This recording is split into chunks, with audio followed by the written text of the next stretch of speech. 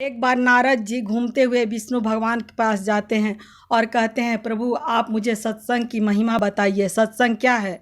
विष्णु भगवान पूछते हैं, प्रभु मैं आपको सत्संग की महिमा बताऊं, आप सत्संग की महिमा नहीं जानते हैं। नारद जी ने कहा, हाँ प्रभु मैं आपसे सत्संग की महिमा सुनना चाहता हूँ, मैंने सत्संग का नाम सुना है पर सत्संग है क्या।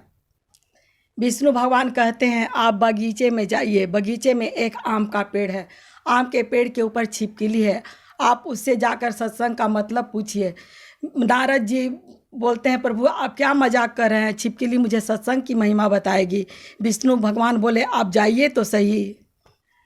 नारद जी बगीचे में जाते हैं, छिपकली पेड़ पर रहती है। नारद जी पूछते हैं कि सत्संग का महिमा क्या है, सत्संग का मतलब क्या है।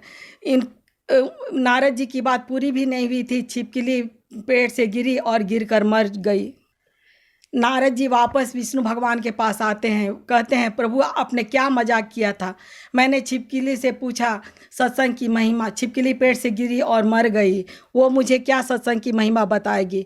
विष्णु भगवान मुस्कुराते हैं और कहते हैं, फलना गांव में, इस गांव में एक किसान रहता है, आप उस किसान के पास जाइए, उसके घर में, उसके आंगन में एक पिंजड़ा है, पिंजड़े में एक तोता है, आप उस तोते से सत्संग का मतलब पूछिए। नारद जी बोलते हैं, प्रभु आप क्या मजाक कर रहे हैं, कभी छिपकली कभी तोता, वो सब मुझे सत्संग का मतलब समझाएंगे, सत्संग की महिमा बताएंगे, आप मुझे सत्संग की महिमा बताइए। विष्णु भगवान कहते हैं, आप जाइए तो सही। नारद जी जाते हैं और उस तोते से पूछते हैं सत्संग की महिमा। जैसे ही नारद जी सत्संग की महिमा पूछते हैं, तोते का गर्दन एक तरफ लुढ़क गया और तोता मर गया। नारद जी भागते भागते विष्णु भगवान के पास आते हैं, बोलते हैं, प्रभु आप मुझे मरवाएंगे क्या, तोता तो मर गया, अगर उसके घर वाले देख लेते तो मुझे नहीं छोड़ते, वो सब मुझे सत्संग की महिमा क्या बताएंगे, आप मुझे सत्संग की महिमा बताइए।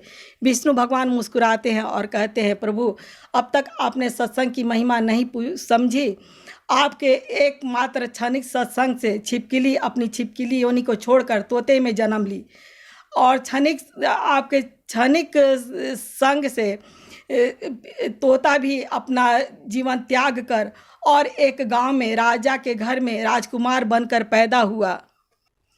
आपके क्षणिक सानिध्य से छिपकली अपना योनि त्याग चुकी थी, तोता अपना योनि त्याग चुका था और वो राजकुमार के घर में पैदा हुआ और उसका जीवन सुखी पूर्वक हो गया।